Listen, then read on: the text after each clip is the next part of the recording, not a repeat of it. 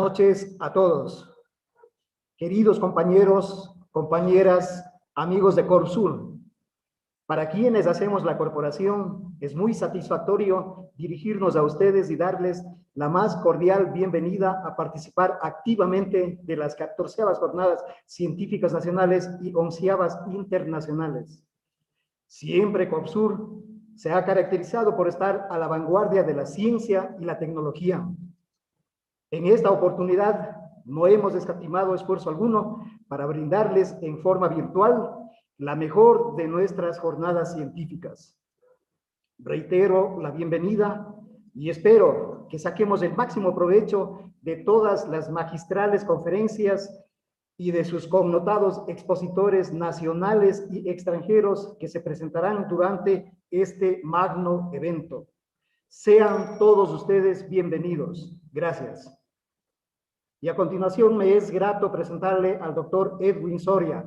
Él es presidente de la Comisión Científica de nuestra corporación. Con ustedes, el doctor Edwin Soria. Distinguidos participantes, tengan ustedes muy buenas noches. Para Corpsur realmente es un gratísimo honor nuevamente estar en el aire.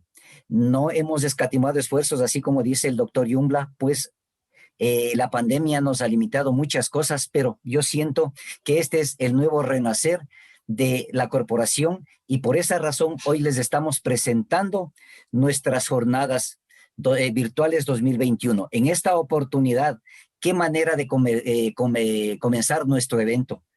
Tenemos nosotros en nuestro precongreso a un distinguido médico, amigo de Corpsur y distinguido profesional del Ecuador, el doctor William Acosta, médico endocrinólogo del Hospital Eugenio Espejo y Hospital Vos Andes, endocrinólogo certificado en la Universidad de la República del Uruguay en diabetes y metabolismo, nutrición además, y exponente de varias publicaciones en diabetes y metabolismo. Con ustedes el doctor William Acosta, quien nos estará hablando sobre la intensificación de la terapia inyectable en diabetes tipo 2. Doctor William Acosta, bienvenido. Buenas noches, muchas gracias a los amigos de Corpsur por la invitación a participar en su congreso. Hace un rato estábamos conversando con el doctor Soria acerca de algunas jornadas antes, cuando tuve el honor de ir por primera vez a tan lindo congreso y cómo extrañamos esta presencialidad, cómo extrañamos visitar, conocer a los amigos, conocer gente nueva, pero bueno, nos vamos adaptando a esta nueva realidad. Nos vamos también esperando que sea una realidad transitoria y que pronto en las próximas jornadas ojalá ya podamos estar en presente. Mientras tanto, aprovechemos las bondades de la tecnología desde nuestras habitaciones, desde nuestra casa, quizás algunos merendando, cenando, otros yendo a la casa, en diferentes espacios, ¿no? Es lo bueno de la virtualidad. Yo ahorita les saludo desde mi consultorio aquí en la Clínica Pichincha, donde intentamos brindar un tratamiento integral a nuestros pacientes con diabetes. Y este tema que me ha tocado para la primera charla del Corpsur, abrir estas jornadas, estas prejornadas para ser más exacto, pero ser el primer expositor, nos trae un tema muy interesante. Nos trae acerca de terapias inyectables combinadas en diabetes mellitus tipo 2, que es un paso más allá. He dado y hemos tenido el gusto de compartir temas interesantes como el diagnóstico de diabetes, el uso de metformina. Van a tener expositores que les volverán a hablar sobre estos temas, pero vamos a empezar como un paso más allá. ¿Cómo llevar a nuestros pacientes al mejor control glucémico? No solo a un buen control glucémico. Porque ustedes como yo nos encontramos con pacientes con diabetes que están mal, que están pésimo, los que están bien, aceptables, pero queremos siempre que estén mejor. Y esta es la charla que les vengo a presentar sobre terapias inyectables combinadas en diabetes mellitus tipo 2. Esta charla es una gentileza de Sanofi para el cuerpo médico. También he sido parte de advisory boards y he sido conferencista para otras casas farmacéuticas que tienen que ver en esta charla, pero sin embargo ustedes podrán ver que los conceptos que se van a vertir pues son información accesible. Las diapositivas, salvo algunas como esta que no ofrecen una información científica específica, pero las otras sí tienen su fuente bibliográfica, se pueden revisar en cualquier momento. Y espero también sus preguntas de cualquier tema de diabetes. Con mucho gusto será para mí participar y responder sus inquietudes y salir de esta charla con un gran conocimiento acerca de diabetes. Espero poderlos transmitir esto. Esta es nuestra paciente María. María es una mujer de 54 años, la típica paciente del consultorio, diagnosticada hace 18 años, actualmente con una hemoglobina fuera del objetivo. Los objetivos menos estrictos deberían ser menos de 8. Y es más, la mayoría de nuestros pacientes con diabetes, si les queremos bien, deberían estar en menos de 7 e idealmente, e incluso menos de 6.5. Ese es el tratamiento con el que está ahora. Está con una terapia combinada con metformina y glimepirida, con 2 antidiabéticos orales. Y ahí cuando uno se enfrenta a este paciente que falla, esta es la definición correcta de falla, vamos a ver las diferentes opiniones de las sociedades científicas que se han plasmado en los varios consensos, pero esta es una definición de falla terapéutica. Está con un medicamento, en este caso con 2 medicamentos, y no logra sus objetivos de hemoglobina glucosilada. Y entonces viene a mi mente las opciones. Primero les quiero decir que todas estas opciones que yo les estoy mostrando, estas 5 opciones, las 5 son válidas, las 5 son correctas. No vamos a responder en esta charla cuál es la respuesta correcta. Les vamos a decir cuál es la mejor respuesta posiblemente para su paciente. Lograr el control glucémico. ¿Por qué es importante lograr un buen control glucémico? Esta diapositiva reúne 2 estudios que son tradicionales y me permito poner estudios del año 1994 y del año 1997. Algunos de ustedes, como yo, no estábamos todavía ejerciendo la medicina. Otros colegas con mucha más experiencia, como el doctor Jumbla, el doctor Soria, sí la ejercían en ese tiempo. Pero me dirán, ¿por qué una diapositiva de hace 20 años? ¿Por qué no estudios actuales? Y les voy a mostrar estudios actuales. Esta diapositiva habla acerca de por qué utilizamos los criterios diagnósticos que tenemos actualmente para decir que un paciente tiene diabetes. Como se puede ver claramente en la gráfica, a partir o mientras más vamos aumentando los niveles de glucosa en sangre, glucosa plasmática en ayunas o glucosa 2 horas postcarga o hemoglobina glucosilada, llegan a un punto en el que aumenta abruptamente la retinopatía, los daños en el ojo atribuibles a la diabetes. Los daños en los ojos atribuibles a la diabetes, retinopatía. Si algún día le llega a un paciente, no sé si llamarle así, al patólogo, no tiene identificación, no sabe el nombre, no sabe nada de su paciente, le hace su examen como debe de ser, toma una muestra de la retina, le corta, le mira al microscopio, sin que este patólogo tenga idea de qué fue lo que le pasó a la persona, nos puede decir, este paciente tuvo diabetes. Los daños causados por la glucosa en los ojos son lo que llamamos patognomónicos. Patognomónicos, los ojos se dañan por la hiperglucemia. Y se dañan específicamente por la hiperglucemia. Porque también hay retinopatía que sería hipertensiva. Esta es histológica, fisiopatológicamente diferente. Lo que hicieron en los estudios que nos permitieron llevar a los puntos de diagnóstico de diabetes, de McCann y de Englo, es decir, en qué valor de glucosa en sangre los ojos se pueden dañar. Y ahí es de donde salen los puntos de corte de diabetes. Noten cómo aumenta increíblemente de 116 a 136 a 226. El punto de corte que utilizamos actualmente es 126 de glucosa en ayunas. 126. Las glucosas en ayunas mayores iguales a 126 son diagnósticas de diabetes. El paciente tiene diabetes. Mientras más alto el azúcar de la sangre, mayor la probabilidad de que mi paciente tenga retinopatía, es decir, se quede ciego por culpa de la hiperglucemia. Yo escucho tristemente de algunos pacientes decir, no, tengo un poquito de azúcar, tengo un poquito alto el azúcar en la sangre. Sería el equivalente a decir que está un poquito ciego o que se va a quedar un poquito ciego. Como vamos a ver, la diabetes causa nefropatía, se va a quedar un poquito en diálisis. Se va a quedar un poquito amputado, qué sé yo, un dedito. y se va a quedar un poquito muerto. La diabetes mellitus tradicionalmente era la segunda causa de muerte en nuestro país hasta antes de la pandemia, no solo en nuestro país, sino que en términos generales, datos más, datos menos, era la segunda causa de muerte en el mundo. La pandemia nos trastocó todo, por eso estamos a esta hora y por este medio hablando sobre diabetes, si no estaríamos en la mañana degustando un rico desayuno quizás en Corupsur, ahí en la Universidad Salesiana, en algún lado en el sur de Quito.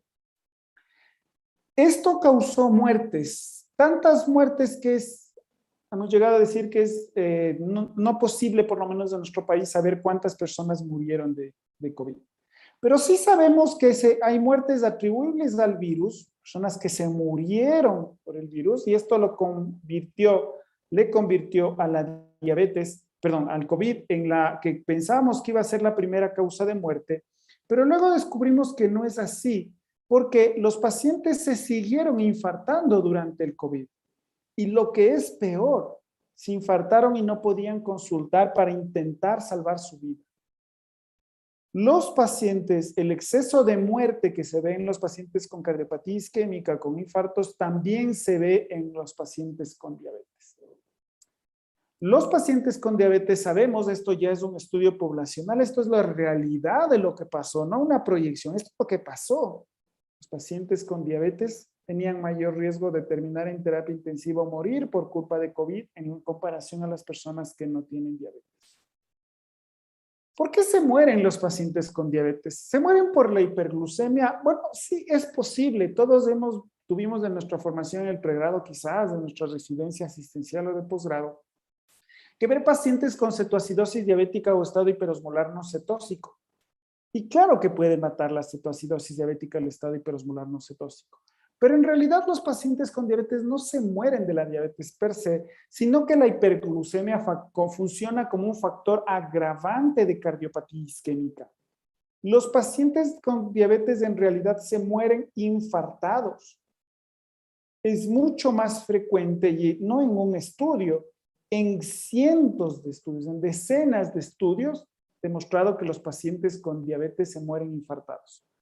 Porque la cardiopatía isquémica es más frecuente y más severa en los pacientes que tienen diabetes en comparación que los que no tienen diabetes. Los pacientes con diabetes suelen tener enfermedad multivaso y no univaso, como se ve en pacientes sin otros factores de riesgo asociados. Y este problema no solo está determinado o no solo causa muertes por cardiopatía isquémica en la diabetes, sino que incluso sabemos que los pacientes que tienen cáncer, si tienen diabetes, entonces tienen mayor riesgo de morir. Esto es especialmente cierto en varones para cáncer de hígado, pero también para cáncer colorectal. Hace una enfermedad más severa. En mujeres, el cáncer de mama, que es uno de los cánceres más importantes en ellas, por la frecuencia y la mortalidad, también la diabetes hace que tengan mayor riesgo de morir, también de cáncer de hígado, de páncreas, de endometrio, ¿no? Por la diabetes y por el índice de masa corporal. ¿Por qué la diabetes es una enfermedad tan grave? Es la primera causa de ceguera no congénita en el mundo, la primera causa de insuficiencia renal terminal que requiere diálisis o trasplante en el mundo, causa neuropatía, daña los nervios de todo el cuerpo, pero los que más frecuentemente se ven afectados son los nervios sensitivos y motores de los miembros inferiores y causan amputaciones. La diabetes es la primera causa de amputaciones no traumáticas de miembros inferiores. Mata por infartos en el corazón, mata por enfermedad cerebrovascular, causa amputaciones. Esos son los órganos que llamábamos los clásicos. Ahora también sabemos que en realidad daña el endotelio vascular, daña el hígado y daña los pulmones. El COVID nos recordó que la diabetes daña los pulmones y, como les mostré, también aumenta la mortalidad por cáncer. Es una enfermedad grave. Y cuanto grave es, cuanto complicada es la fisiopatología, que es lo que le lleva a una persona a desarrollar diabetes. La fisiopatología de la diabetes tipo 2 es complicada, tiene por lo menos 11 factores etiológicos que actúan en cada paciente en mayor o menor medida. Tradicionalmente hablábamos de la resistencia a la insulina, que como ustedes saben, la resistencia a la insulina es que hay insulina, pero no cumple su efecto, no permite la entrada de la glucosa a las células. La glucosa se queda en la sangre y causa los daños que vimos en la diapositiva anterior. Resistencia a la insulina es que hay insulina, el paciente la produce, pero no ejerce su efecto. No entra la glucosa a las células, por tanto se queda en la sangre y causa los daños de la diabetes. Originalmente pensábamos que los pacientes con diabetes tipo 2 tenían sus células beta normales, pero ahora sabemos que en realidad esta hiperglucemia daña a las mismas células beta y hacen que finalmente produzcan menos insulina. Pero no son los únicos factores importantes en la diabetes, serán los mayores, pero también tenemos alteraciones en el cerebro, incremento en el apetito. Los pacientes con diabetes efectivamente tienen más hambre. Tienen disminución de las elevaciones nocturnas de dopamina que dan esa sensación de satisfacción y placer de quedarnos dormidos en nuestra camita tranquilamente mientras escuchamos esta charla de diabetes. Incrementan el tono simpático. Los pacientes con diabetes están alterados todos, están alterados. Tienen alteraciones en el sistema digestivo, en el riñón, en el colon, en el sistema que llamamos la microbiota intestinal, que son las células del tracto digestivo, sobre todo del colon. El tratamiento para la diabetes, al tener 11 componentes, entonces busca medicamentos que traten de atacar la mayoría de estos componentes, o por lo menos un par. Tenemos a la buena metformina que actúa sobre el hígado y la resistencia a la insulina también en músculo y tejido adiposo un tanto. Las sulfonilureas y los inhibidores de DPP-4 actúan casi específicamente y casi únicamente en el páncreas, ¿no? Los nuevos famosos inhibidores de SGLT2 que tienen sus indicaciones claras actúan a nivel renal. La insulina actúa sobre varios puntos, pero indiscutiblemente uno de los medicamentos que más puntos, que más lugares de acción tiene son los agonistas del receptor de GLP-1. ¿Y por qué tanto medicamento y por qué atacar esta hiperglucemia? Porque ya sabemos que los pacientes con diabetes, mientras más glucosa, se quedan más ciegos, más en diálisis, más amputados, más muertos. Al bajar, al disminuir la glucosa en sangre, disminuimos el riesgo sobre todo de retinopatía y en general de los eventos microvasculares. Los eventos microvasculares son la retinopatía y la nefropatía. Es decir, cuando yo controlo la glucosa en sangre a mis pacientes, disminuye el riesgo de que se queden ciegos o en diálisis. Pero curiosamente, y esta diapositiva también es una diapositiva de los años 90, es del estudio prospectivo del Reino Unido, el UKPDS, demostró que la reducción del infarto en miocardio no es estadísticamente significativa, no se le puede atribuir a la control glucémico. Y lo que se demostró en el UKPDS se demostró sucesivamente en varios estudios, y vimos que el control glucémico, bajar la glucosa per se, no disminuye la muerte cardiovascular ni la muerte de cualquier causa. En principio, los endocrinólogos y los diabetólogos y los médicos que ven diabetes nos quedamos felices. Bueno, por lo menos no va a estar en diálisis, no va a estar ciego. No puedo disminuir la mortalidad, pero puedo mejorar su calidad de vida. Y sí es importante, indiscutiblemente, mejorar la calidad de vida. Pero lo que tenemos que hacer también es disminuir la mortalidad. Y saliéndome un poco de la charla, en realidad ya sabemos desde hace tiempo que la disminución de la muerte se debe, en términos generales, a un control multifactorial del paciente con diabetes en el cual le controlo la glucosa, le disminuyo la presión arterial y no exactamente le controlo los lípidos, sino que le doy estatinas, porque las estatinas son las que disminuyen la mortalidad. Las estatinas son las que disminuyen la mortalidad. Estatinas, control glucémico, control de la presión arterial, lo que llamamos el manejo integral del paciente con diabetes. Para hacer ese control integral y para hacer ese control glucémico que me permitirá una buena calidad de vida a mi paciente, entonces tengo y dispongo de varias terapias. El enfoque tradicional del manejo de la diabetes está dirigido hacia una terapia escalonada o en escalera, que es más o menos lo que intento demostrar en esta diapositiva, en el cual empezamos con medidas no farmacológicas, vamos agregando monoterapia oral con metformina, combinaciones orales, orales con insulina y luego insulina en múltiples dosis. Ese es el enfoque tradicional. Todas las guías empiezan diciendo, sí, se puede hacer un enfoque tradicional. Esta es la guía de la Asociación Americana de Endocrinólogos Clínicos. Nos dice, verá, si su paciente empieza con una glucosa, con un promedio de glucosas medido por una hemoglobina glucosilada en un rango más o menos aceptable, menor de 7.5, pues bien, la monoterapia le va a ir bien. Probablemente metformina sea una buena idea, la mejor, o un agonista de los receptores de GLP-1 o uno de los otros fármacos.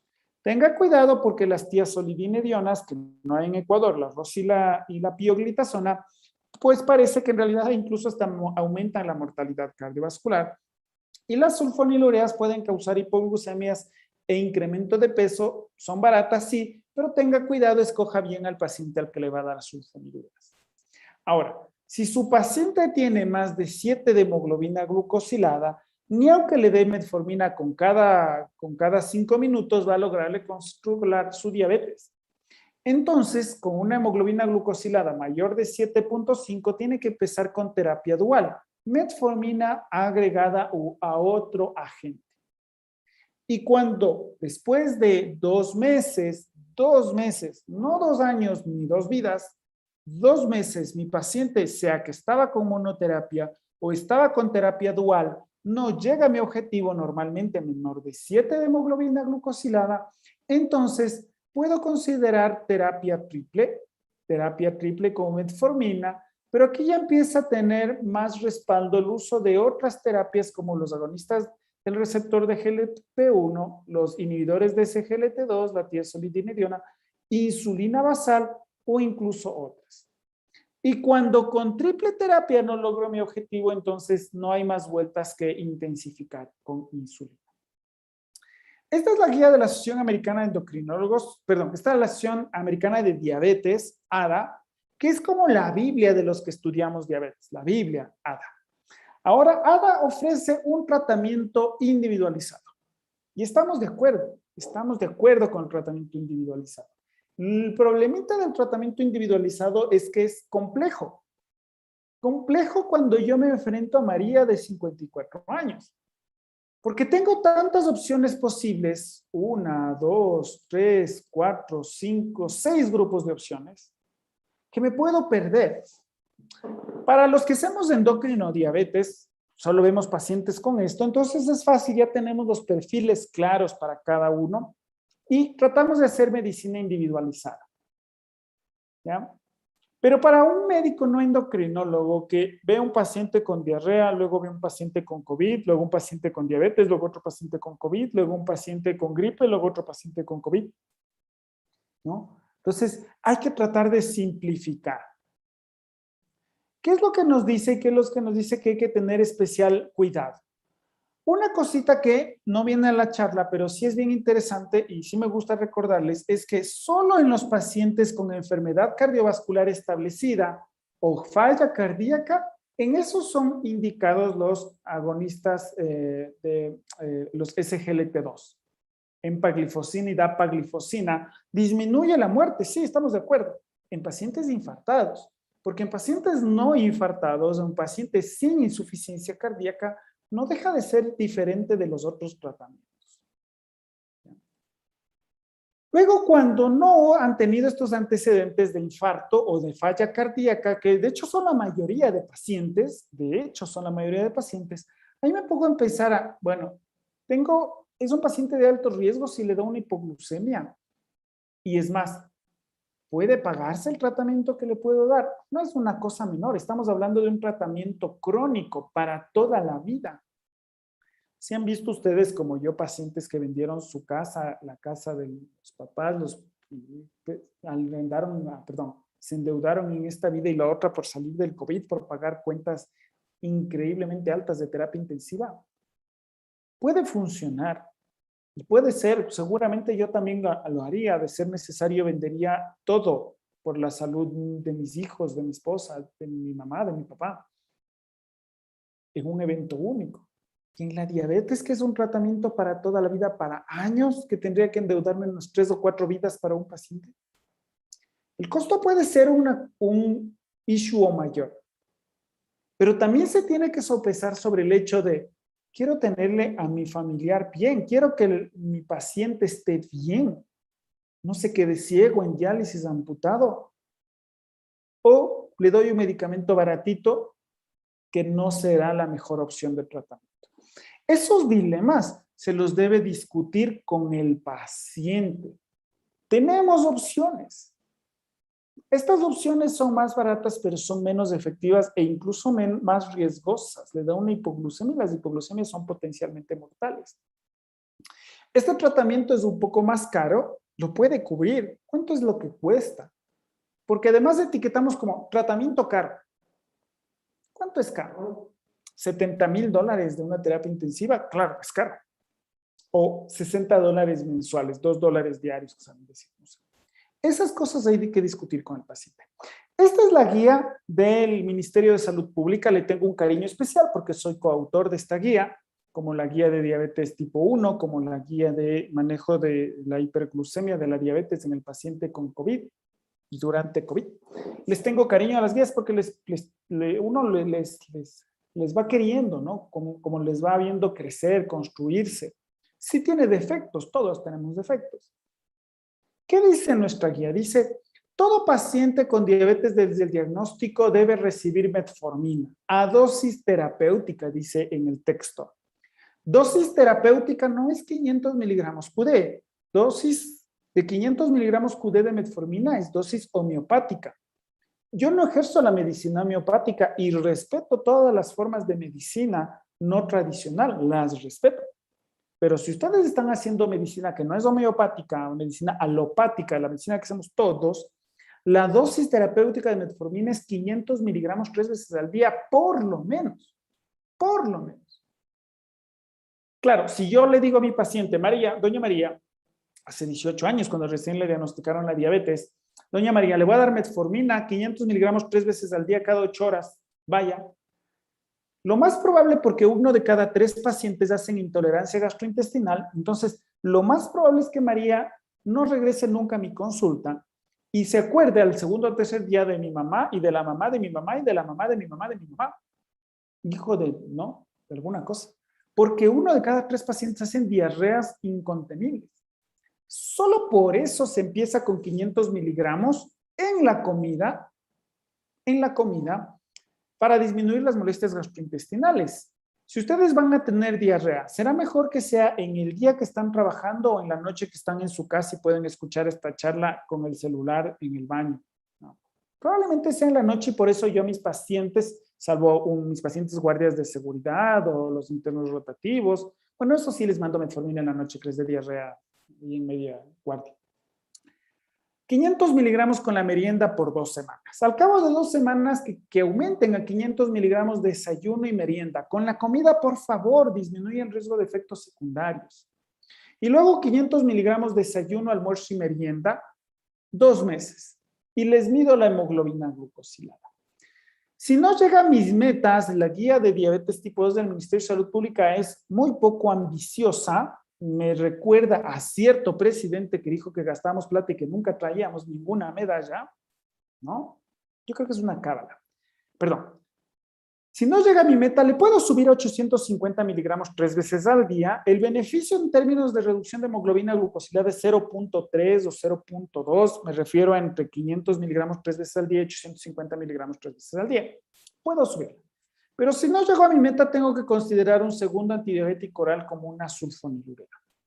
Gliclazida es la del cuadro, 30 miligramos QD, 2 meses. Si no llega a mis metas, 60 miligramos QD, 2 meses. Si no llega a mis metas, tengo que considerar insulinoterapia. Tengo que considerar insulinoterapia también si la hemoglobina glucosilada en cualquier momento es mayor a un 9% o si mi paciente tiene una descompensación metabólica aguda. Todo paciente que ustedes le ingresaron alguna vez en su vida por una cetoacidosis diabética, un estado hiperosmolar no cetóxico, se queda con insulinoterapia para toda la vida. Es un paciente de alto riesgo. Puede que la siguiente descompensación no la cuente. Y hay que empezar insulinoterapia. ¿Qué pasa con este esquema que, como les dije, es de escalera? Pasa que le doy metformina dosis terapéutica, le bajo la hemoglobina glucosilada. Al poco tiempo hace lo que llamamos falla secundaria, así se llama en farmacología. No es un término exclusivo para diabetes. Falla secundaria quiere decir que primariamente se controló y luego otra vez se descontroló. Y le agrego un segundo antidiabético oral. Se controla y luego otra vez hace falla secundaria. Tengo la tentación de llamarle falla terciaria, pero no, es falla secundaria a mi segundo medicamento, a mi segunda estrategia. Y otra vez sube y otra vez le doy triple antidiabético oral y otra vez. Hasta que llego a la insulinoterapia, la estrategia convencional. ¿Qué pasa con esta estrategia convencional? Pasa que le voy a tener a mi paciente más del 50% lejos de la meta hasta que decida darle un tratamiento que le mantenga controlado forever and ever mientras nos acompañe en vida.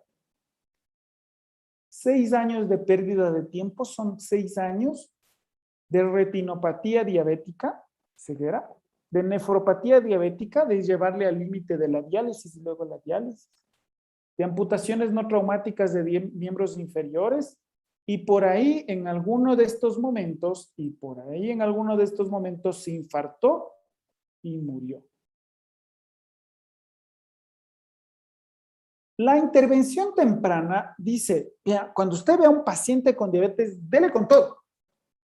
Disminúyale la glucosa todo lo que pueda, sin llevarle a la hipoglucemia, porque las hipoglucemias matan, sin llevarle a la hipoglucemia, pero dele con todo, dele con todo. Y todo este tiempo que va a estar controlado va a disminuir el riesgo de la ceguera, de la retinopatía, de la diálisis, de las amputaciones y de la muerte durante un infarto y de la muerte por COVID. Nos va a seguir acompañando el COVID un tiempo. Y los pacientes, si le agarró el COVID aquí, cuando estábamos intentando decidir un escalonamiento, el COVID me lo mató.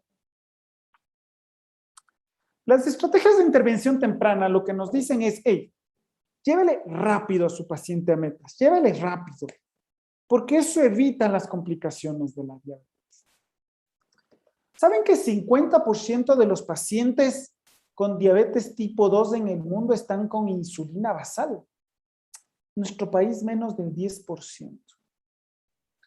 Cuando tengo mi hemoglobina glucosilada con antidiabéticos orales en doble o en triple terapia, entonces tengo que considerar utilizar insulina y habitualmente lo que considero es insulina basal. El problema de considerar insulina basal solamente es que puedo mantenerle un tiempo así hasta lograrle el control. Estrategias terapéuticas más agresivas aseguran llegar más rápido a la meta y evitar la complejidad, la complejización del tratamiento. Creo que me acabo de inventar una palabra. La complejización del tratamiento. Si vieron la carrera de Richard Carapaz, ¿no? Entonces, es una estrategia.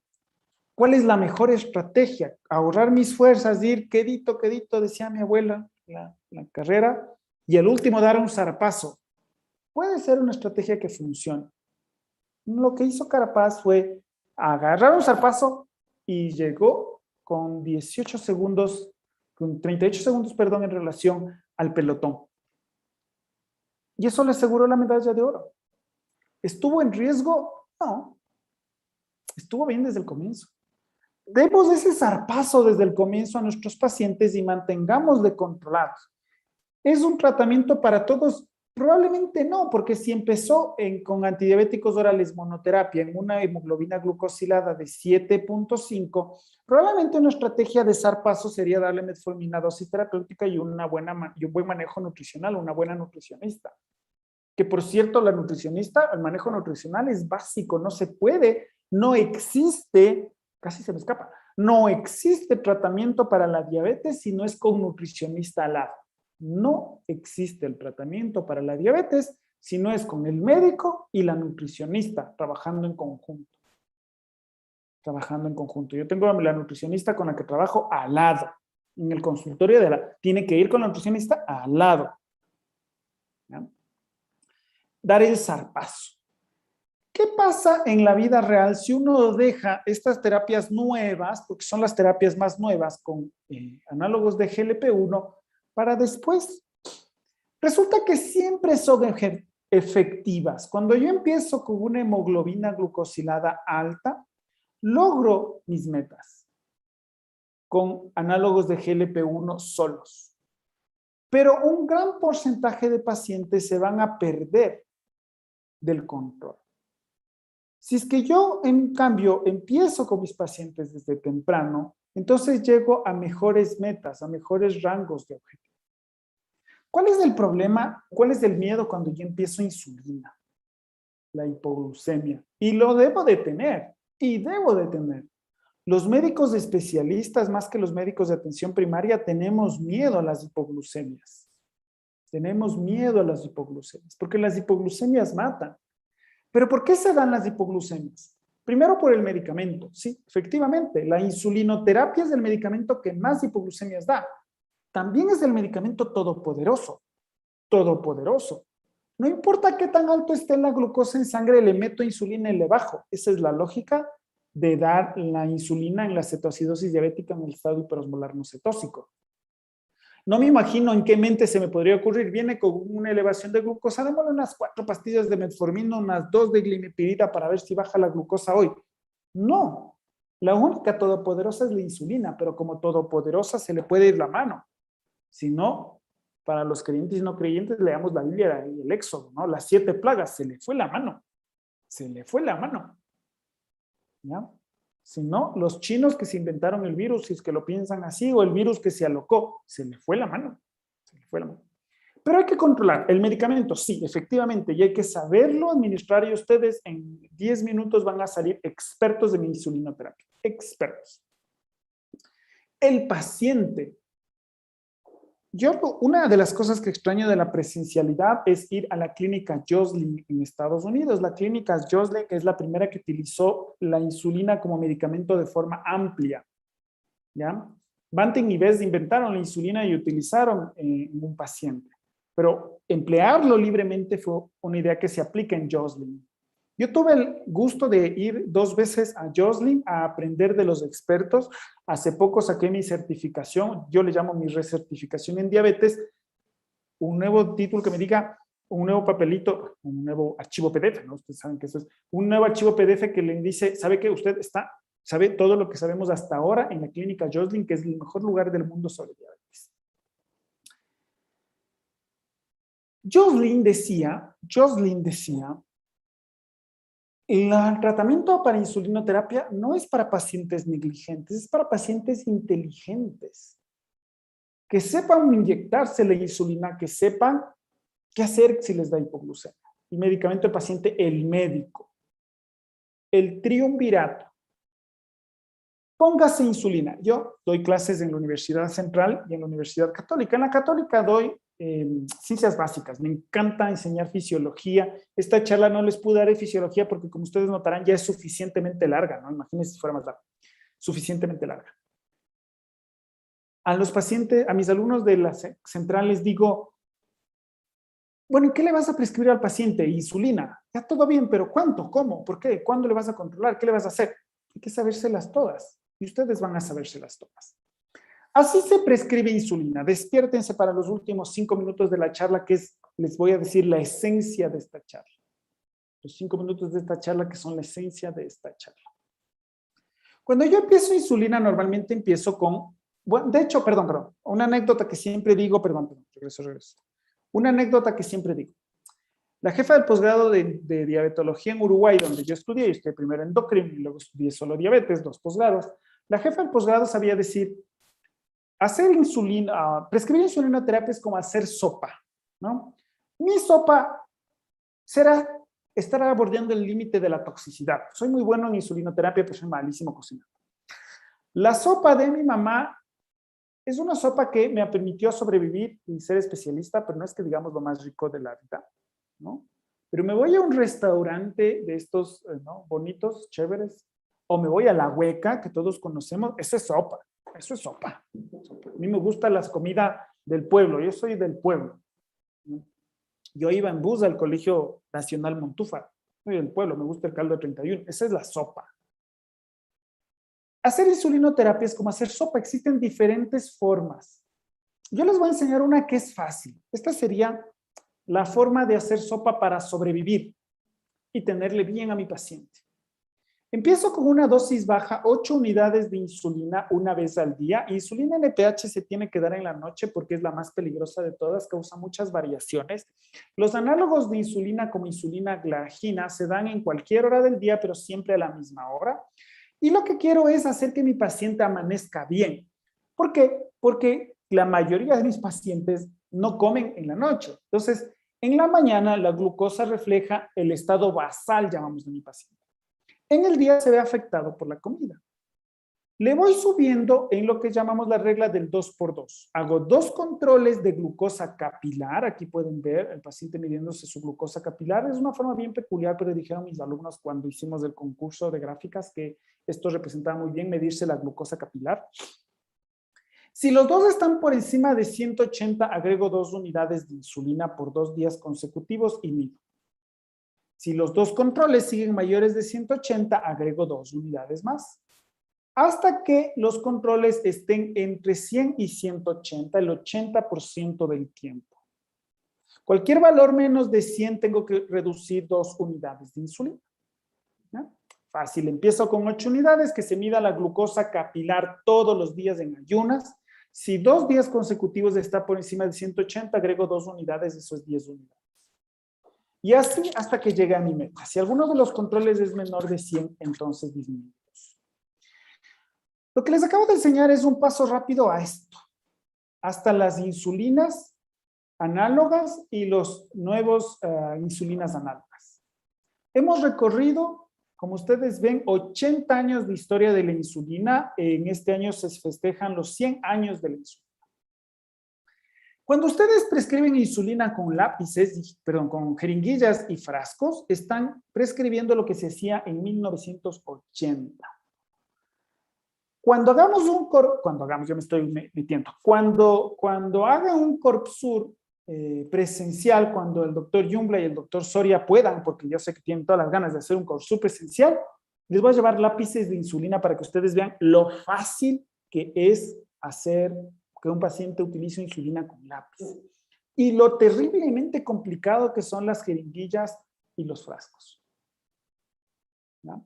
Pero no es suficiente con las insulinas basales. Las insulinas basales tienen variabilidad, no cumplen el mismo efecto cada vez que las pincho. Y además tienen un perfil de acción parcial, no afectan todos los mecanismos fisiopatológicos de la diabetes. Entonces, no es un medicamento ideal. Con insulina basal puedo controlar la glucosa plasmática de ayunas. Pero mi paciente no solo es glucosa plasmática de ayunas, sino glucosa postprandial. La glucosa se eleva cuando el paciente come y eso no es controlado con la insulina basal. No hay forma como lo sea. Entonces, tengo que agregar o insulinas prandiales o utilizar una estrategia que logre controlar la glucosa plasmática de ayunos y la glucosa postprandial. Y eso logrará mejorar la hemoglobina glucosilada de mis pacientes.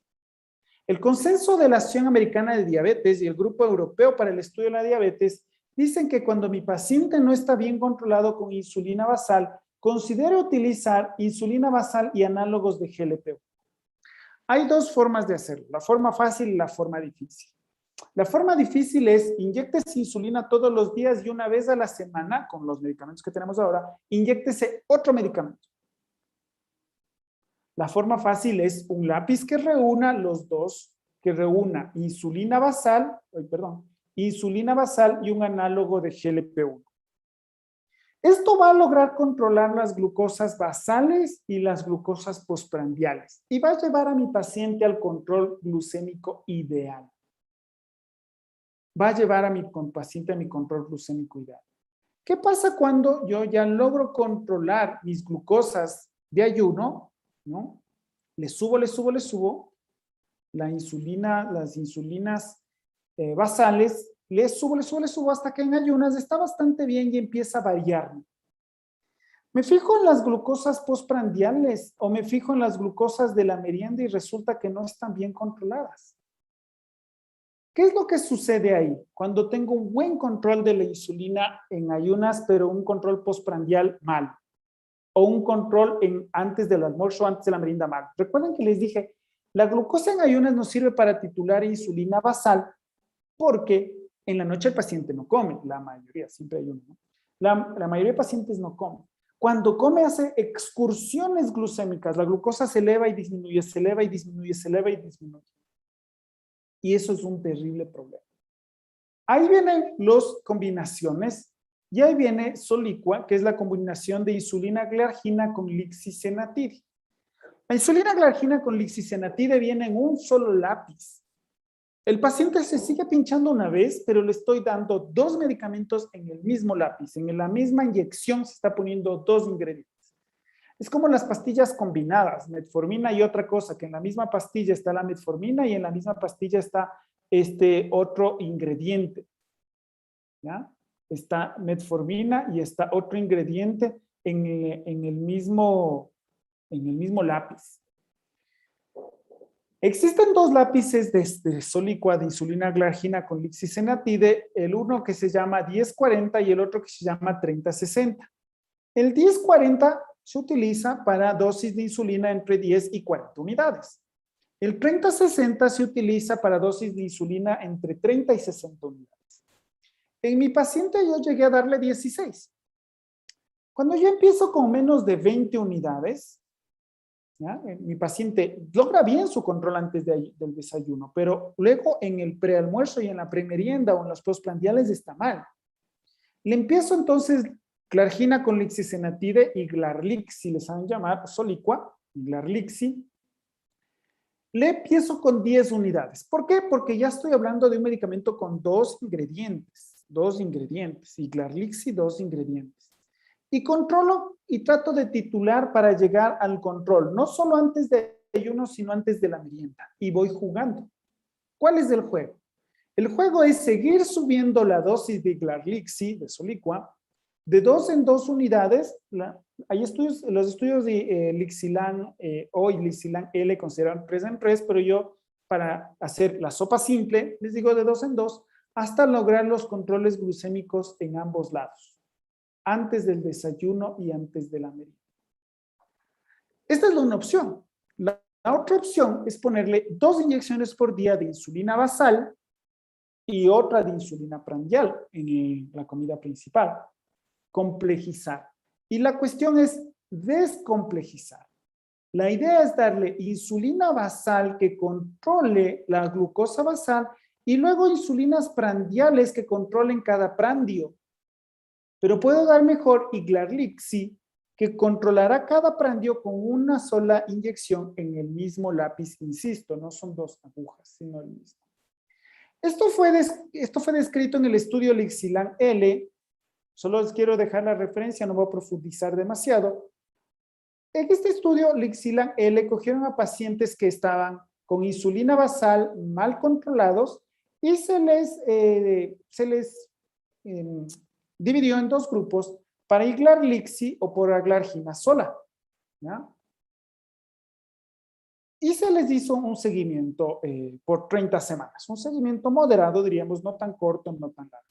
El objetivo era ver que logren su control glucémico, ver cómo lograban su control glucémico y ver que no se sacrificase la seguridad. Cuando yo subo la dosis de insulina, lo que sucede es que causo hipoglucemias. Entonces, la cuestión es subir la dosis de insulina, o en este caso, la dosis de insulina y lixisenatide, sin el riesgo de hipoglucemias. ¿Ya? A su vez, los pacientes con glarlixi tenían el lápiz A y el lápiz B. El lápiz A es del 1040 y el lápiz B es del 3060. ¿Sí?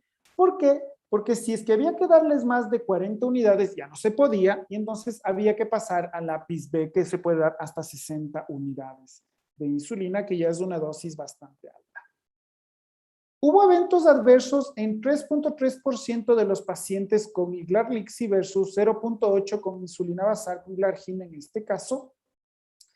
Mala adherencia al tratamiento era posible, pero era más bien raro. Y es interesante analizar esto porque se habla mucho de que los agonistas de GLP-1 dan mucho dolor y diarrea y más que todo mejor, así dicho, perdón, intolerancia gastrointestinal alta. La metformina da intolerancia gastrointestinal baja, diarreas. Esto da náusea y vómito. Sí da, pero no es que sea ni el 10% de pacientes, ni el 5% de pacientes, sea el 3.3%. Y se logra una reducción adicional de más de medio punto de hemoglobina glucosilada. La diferencia en mi paciente que esté más o menos controlado o bien controlado. Más o menos controlado o bien controlado. La náusea fue presentada en 1 de cada 10 pacientes, náusea, pero que efectivamente llegaran a vomitar el 3%. Que tuvieran diarrea un 4%, pero recuerden que el Ixilán L también incluyó pacientes con metformina. La diferencia en la glucosa en ayunas no es mucho, porque al final lo que controla la glucosa en ayunas es la glargina, la insulina basal. Lo que hace el lixisenatide es controlar las glucosas postprandiales. Y ahí es donde hay una clara diferencia, pero clara diferencia.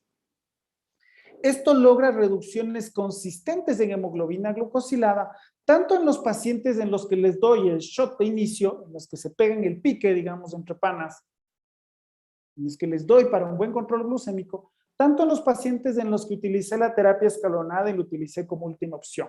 En ambos grupos, Iglar-Lixi demostró eficacia en control glucémico. Y eficacia rápida, ¿no? A los 45 días ya se conseguía una reducción de hemoglobina glucosilada y a los 153 días, medio año, menos, los pacientes ya estaban en metas, en la meta que se había preestablecido, que eran metas ambiciosas, menos del 7%, el 55% de los pacientes versus 30% de glargina sola, para los pacientes que ingresaban bastante bien, para los pacientes que ingresaban y queríamos que sean exitosos, pues la tasa era mucho menor. Bueno, pero no quiero que se controle la glucosa, quiero que se controle la Doctor William, glucosa sin, nos quedan 8 minutos. sin eventos adversos, hipoglucemia y eventos adversos gastrointestinales. Y los pacientes que llegaban y llegaban bien a la meta, también fue estadísticamente significativo mejor para Iglar-Lixi que para glargina sola. Y las hipoglucemias mata, fue también la tasa menor con Iglar-Lixi, aunque hay que tener el cuidado y se requiere de todas formas la titulación de la dosis. Aquí están los lápices. Para empezar entre 10 y 40 está el lápiz amarillo, 10-40. Empiezo con 10 unidades cuando mi paciente está en menos de 20 de basal. Empiezo con 20 si mi paciente está entre 20 y 30. Y si no, yo les sugiero utilizar más bien el lápiz verde para pacientes que tienen más de 30 unidades de insulina. Y empiezo, pues, por supuesto, con 30 unidades, ¿no? Siempre hay que hacer esta reducción de dosis para reducir el riesgo. Aquí está escrito lo que les había dicho. 10 unidades entonces. Empiezan con 10 unidades y van titulando de 2 en 2, tal como les había mostrado.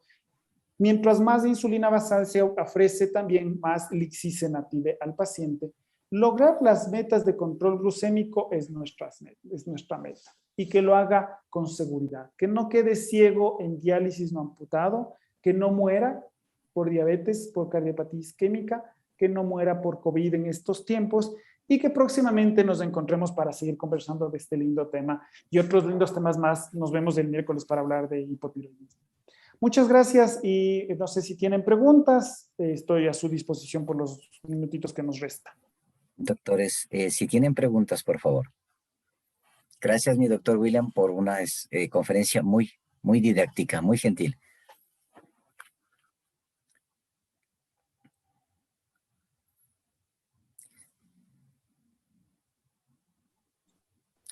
Mi doctor Acosta, independientemente de los consensos, ¿cree que la asociación de lixisenatide y la argina es una opción en gran parte de los pacientes, sobre todo en pacientes que tienen riesgo cardiovascular, síndrome metabólico?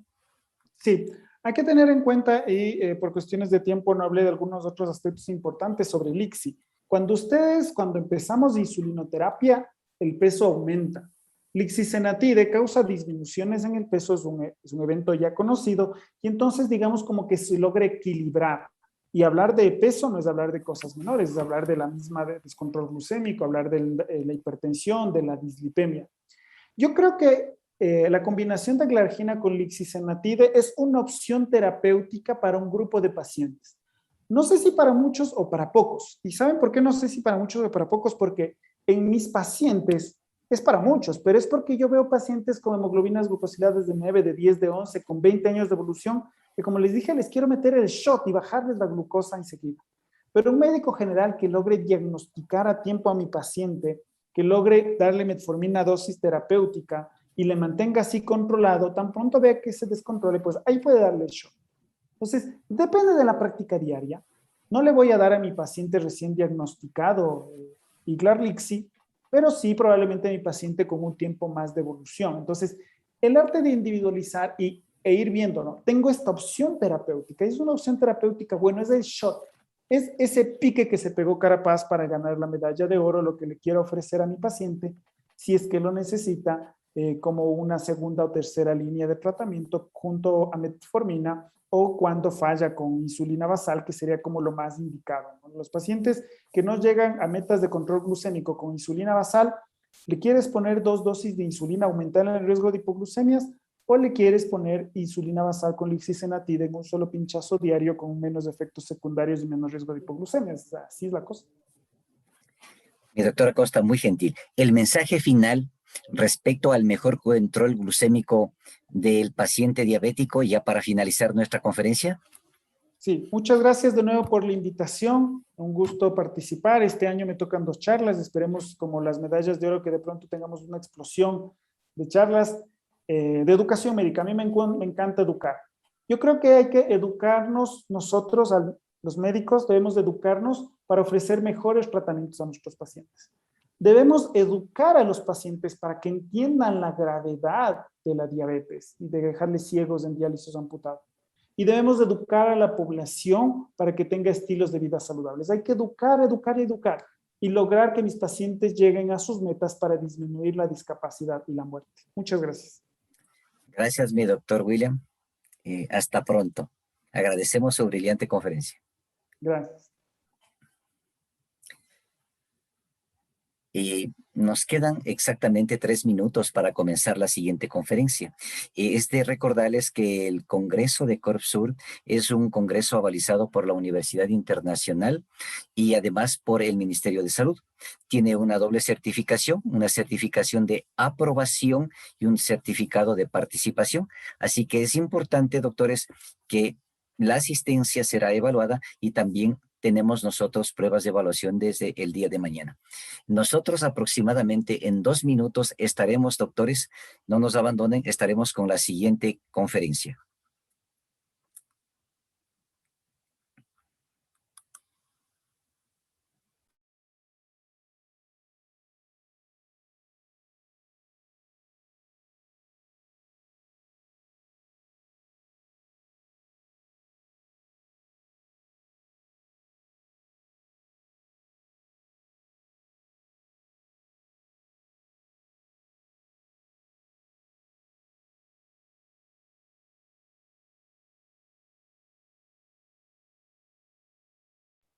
Dano, ¿me escucha?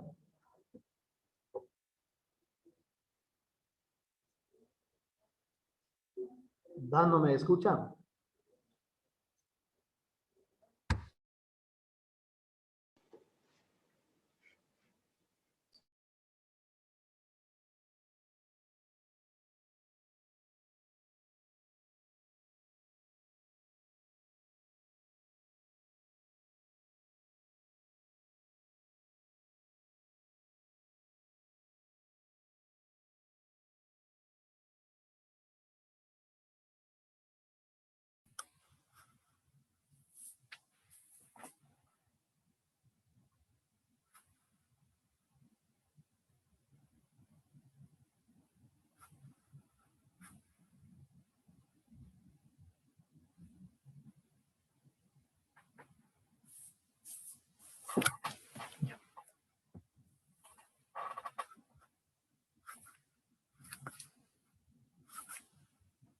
Comencemos, dice.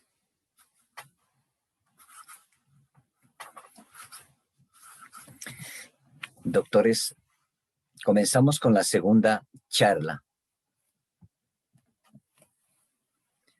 Doctor, tenga la gentileza, mi doctor Bolívar, de encender su cámara, por favor, que vamos a dar comienzo a su charla, a su presentación. Buenas noches, ¿cómo están? Gracias, mi doctor.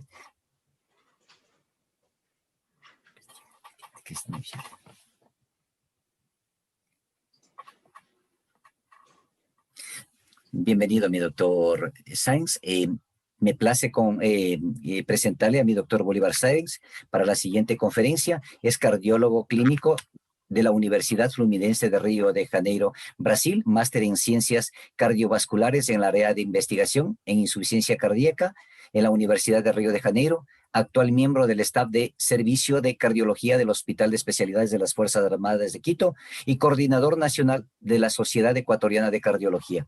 Con ustedes el doctor Sáenz, quien nos hablará sobre SGLT2 en insuficiencia cardíaca, lo que hasta hoy hemos aprendido. Bienvenido, doctor Sáenz.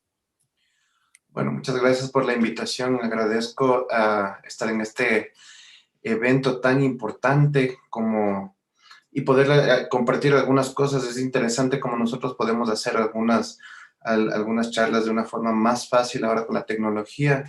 Hemos aprendido muchas cosas con esto y espero que en estos próximos minutos pues podamos compartir algunas cosas. Voy a compartir mi pantalla. Denme solo un segundo, por favor. Pongo la charla. Y si son tan amables, me confirman si la están viendo bien. Yo me imagino que sí. Bueno, vamos a empezar entonces. Inhibidores de la ISGLT2. Sí, confirmando, estamos bien. Muchas gracias, doctor. Inhibidores de la ISGLT2 en insuficiencia cardíaca, lo que hemos aprendido del Emperor Reduced. En estos próximos minutos vamos a hablar algunas novedades que hemos tenido en el tratamiento, en el diagnóstico y el manejo de la insuficiencia cardíaca, novedades que como un tsunami han venido incrementando desde el día de ahora. Y pues ahora nos han enseñado que si nosotros hacemos un diagnóstico, un tratamiento eficaz, entendemos exactamente esta patología desde sus inicios hasta sus partes más avanzadas, pues podemos dar un aumento en el manejo de la insuficiencia cardíaca. Pero antes de hablar de esto, quiero hablar e introducir este tema con algunos números. Antes de eso, pues decir mis conflictos de interés. Es una charla auspiciada por Boehringer Ingelheim. Y pues vamos a comenzar. Este es un cuadro de la mortalidad de las causas antes de la pandemia del Ecuador en el INEC, el último conteo que fue en el 2017. Si ustedes pueden ver, vamos desde menor a mayor, vemos que las enfermedades crónicas han ocupado puestos bastante importantes, dando a la diabetes como segunda causa de muerte, la insuficiencia, las enfermedades isquémicas y los infartos como la primera causa, y la insuficiencia cardíaca, no menos importante, está en el 16º lugar, ha ido disminuyendo, pero es la cuarta causa de muerte en ese entonces. Obviamente por la cuestión de la pandemia cambiaron muchas cosas, como ustedes pueden ver. Este es el último registro que tenemos por el INEC, y era de esperarse que el COVID incremente muchísimo o se meta en los cuadros de mortalidad por causas o por todas las causas y en todas las edades. Pero como ustedes pueden darse cuenta, nos llama la atención, pese a que tal vez el COVID no identificado se encuentre en una tercera causa con el identificado, las enfermedades isquémicas siguen incrementando de una manera vertiginosa, y también la diabetes ocupa una enfermedad bastante amplia. Me gusta mucho este cuadro porque es un cuadro en el cual nosotros podemos ver en excesos y vemos que prácticamente las enfermedades isquémicas, la diabetes, duplicaron su mortalidad. Las enfermedades hipertensivas también prácticamente incrementaron muchísimo su enfermedad. Puede ser tal vez por el fenómeno de la pandemia, pero vemos que son enfermedades que pese a este fenómeno que tuvimos en estos 2 años, no se han disminuido, y es algo que nosotros nos preocupa enormemente, porque vemos que probablemente como cardiólogos, como intensivistas, como clínicos, no estamos haciendo un trabajo adecuado. Veamos qué pasa con los varones. Entre las 10 primeras causas de muerte vemos que el COVID fue mucho más presente, pero algo que me llama la atención es lo que pasa con las mujeres. hace unos pocos años las enfermedades coronarias prácticamente estaban presentes, en mortalidad me refiero, más en varones que en mujeres.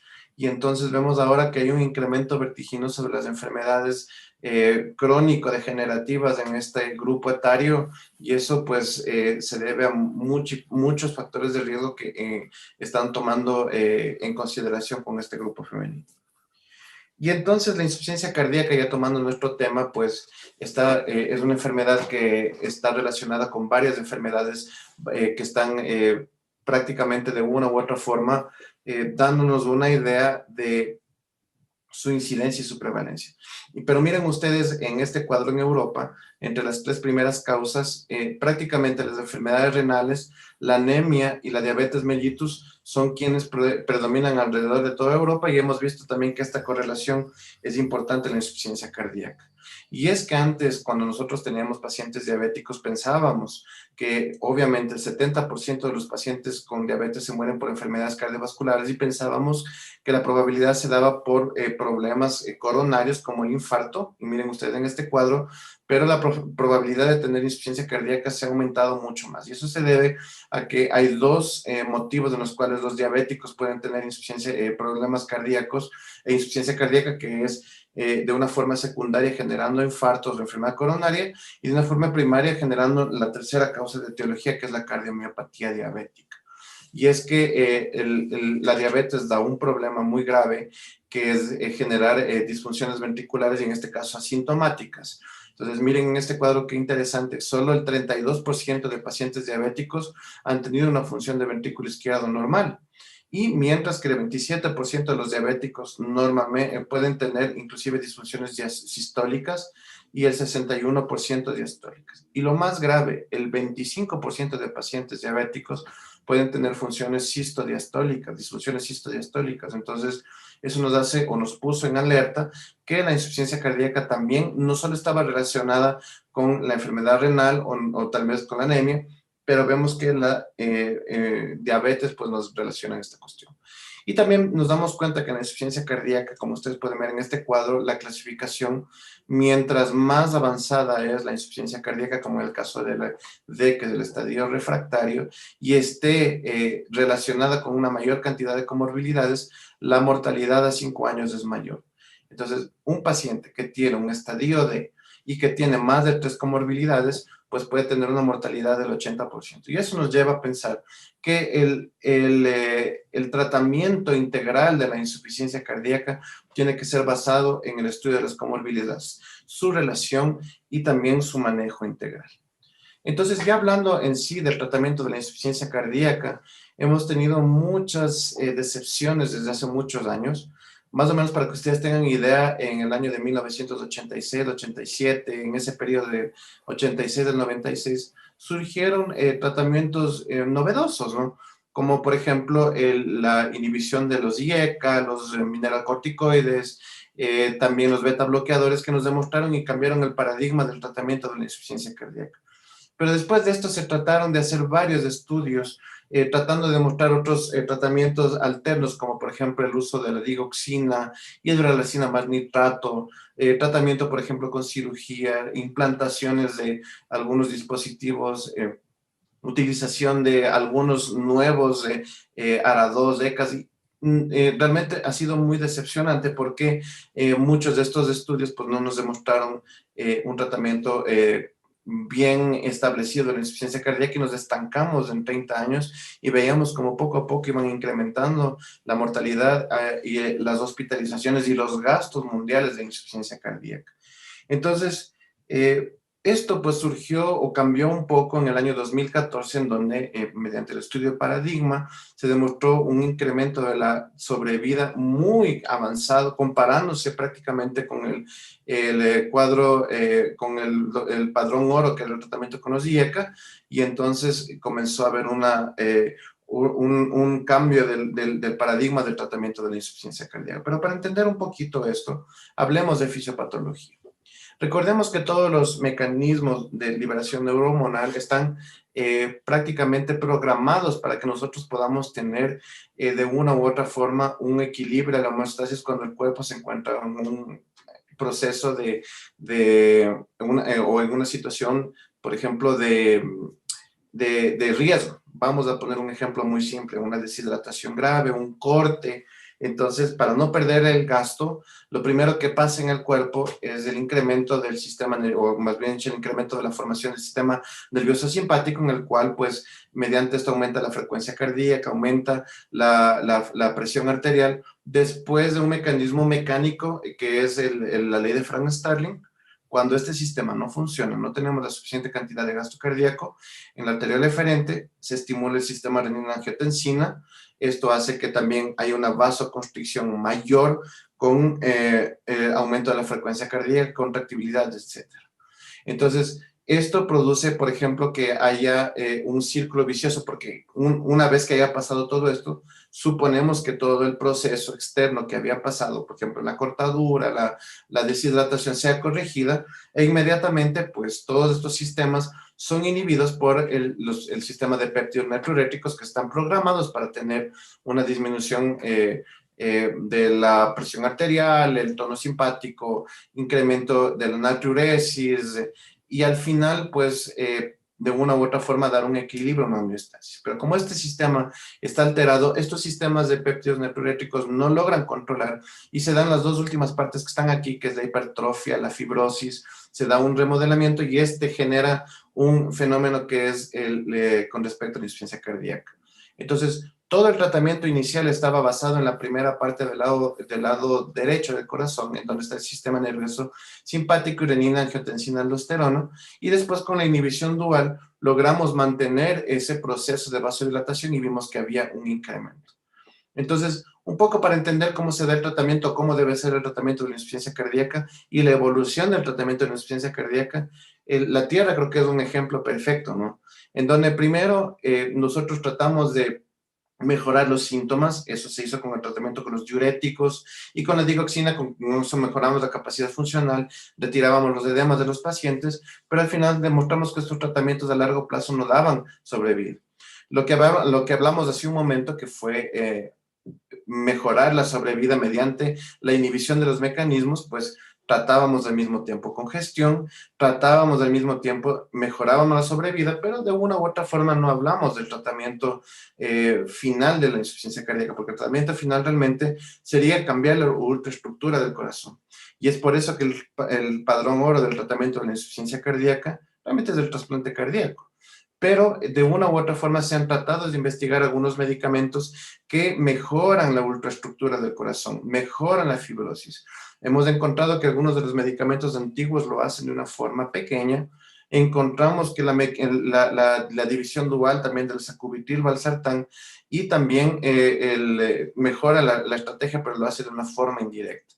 Y entonces comenzaron a ver los tratamientos que hablamos hace un momento, dando un cambio del paradigma, tanto con el sacubitril valsartán y otro medicamento que es la inhibición de los canales IF con la ivabradina, que vimos que mediante el estudio SHIFT la reducción de la frecuencia cardíaca era muy importante, pese que no se demostró con gran fuerza la mejoría de la sobrevida, pero es un medicamento que está vigente. Y entonces eso comenzó a darnos un momento de cambios de paradigma del tratamiento de la insuficiencia cardíaca. Y es así que comienzan y se da un nuevo salto, una nueva subida en la escalera del tratamiento de la insuficiencia cardíaca.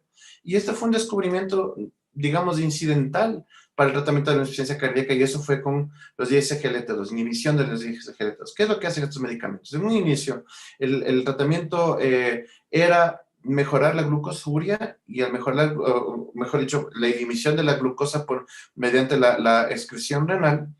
Se veía un tratamiento novedoso sin factores de riesgo, pero algunos estudios como el KERMI demostraron que comenzaron estos pacientes que estaban relacionados con insuficiencia cardíaca a mejorar la sobrevida.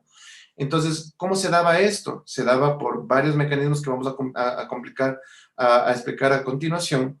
Y nos llamó muchísimo la atención porque en estos pocos años anteriores a a la era de los SGLT2, nosotros recomendábamos a los pacientes que eran diabéticos darles prioridad en este tratamiento para que mejore la sobrevida, pero no lográbamos realmente entender cómo se podía dar. Entonces, voy a hablarles un poquito de los mecanismos de cómo se da esto. Y el primer mecanismo es interesante. Miren el lado izquierdo de la figura, es cómo se encuentra realmente el nefrón del paciente que tiene insuficiencia cardíaca, ¿no? Está dilatado, tiene las nefronas con fibrosis, y entonces esa fibrosis produce que haya una dilatación de la arteriola aferente, pero cuando se utilizaban los ISLGT2, se vio que se producía una vasoconstricción fibrótica, disminuía una vasoconstricción de la arteriola aferente.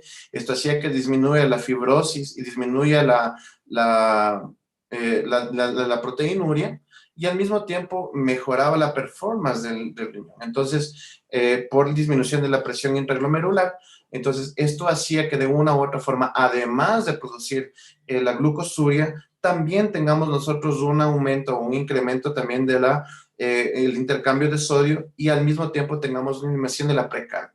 Eso es súper importante en la insuficiencia cardíaca, porque como ustedes pudieron ver, todos estos mecanismos en la fisiopatología, pues a la final generan sobrecarga hídrica, y eso es lo que genera los síntomas más importantes de la insuficiencia cardíaca.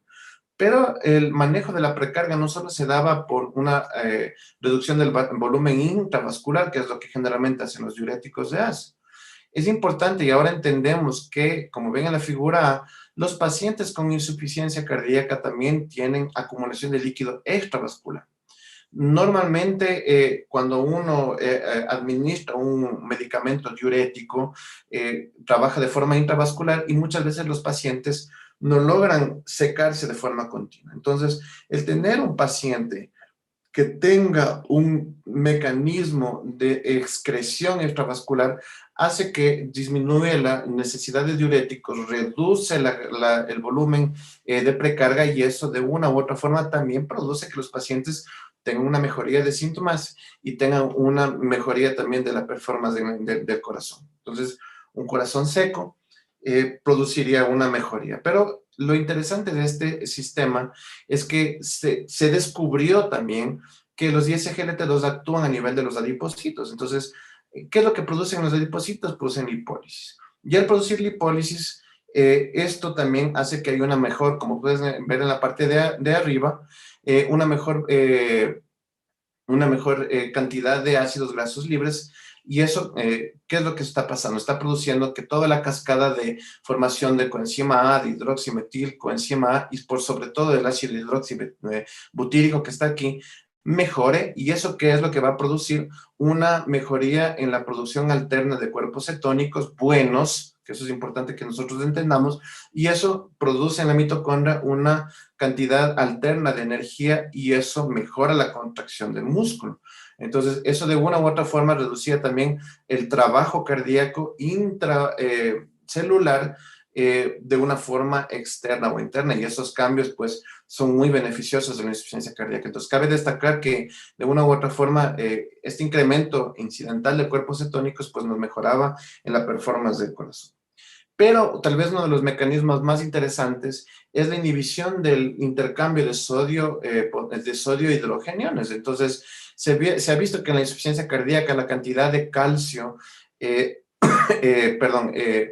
mitocondrial se veía disminuida porque estaba incrementado en la parte alta.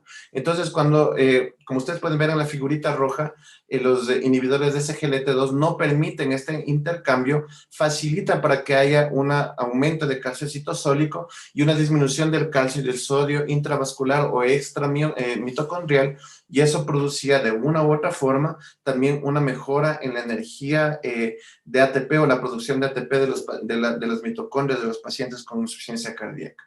No en tanto, de una forma indirecta, también hay una mejora en la fibrosis. Entonces, se ha visto que también el uso de los inhibidores de SGLT2 por acción directa en el metabolismo de los macrófagos, de los monocitos, disminuyen los depósitos de colágeno a nivel de la infraestructura del ventrículo izquierdo. Entonces, como ustedes pueden ver, son varios mecanismos externos e internos que de una u otra forma suman para que todo el proceso de cardiorremodelación, que es algo que nosotros estamos esperando en el tratamiento de insuficiencia cardíaca, pues lo haga de una forma eficaz y efectiva. Entonces, después de haber estudiado un poco cómo se da la fisiopatología, Varios inhibidores de SGLT2 comenzaron a probarse, como la sotaglifosina, la dapaglifosina y la empaglifosina, que es el estudio que les he traído ahora para estudiar un poco. Se presentó este estudio muy interesante hace algunos años, hace algunos meses, perdón, en el cual se estudió y se quiso ver cuál era realmente el efecto de los pacientes al usar empaglifosina en los efectos cardiovasculares y renales, sin necesidad de que los pacientes tengan o no diabetes, porque el gran problema o el gran miedo que tenemos los médicos que tratamos de insuficiencia cardíaca es que nuestros pacientes puedan o no producir hipoglicemia y tener pues efectos adversos muy complicados, como nos ha pasado con otros medicamentos. Entonces, en este estudio pues se trató de 3.730 pacientes, un estudio doble ciego, en fase 3, se les daba o se les dio una dosis de empaglifosina de 10 miligramos, que es una dosis que realmente no produce hipoglicemia, y se hizo un placebo, ¿no? Y entonces en estos pacientes, pues, se trató de ver pacientes que eran con insuficiencia renal cardíaca crónica, que no dializaban, pero que estaban inclusive en una tasa de filtración glomerular de 20 para arriba. Entonces estamos hablando de un estadio más o menos de estadio 4 para 4, 3, 2, 1, y eso pues nos dio la oportunidad de tener un amplio o una amplia gama de pacientes con insuficiencia cardíaca y al mismo tiempo disfunción renal leve e inclusive moderada, ¿no?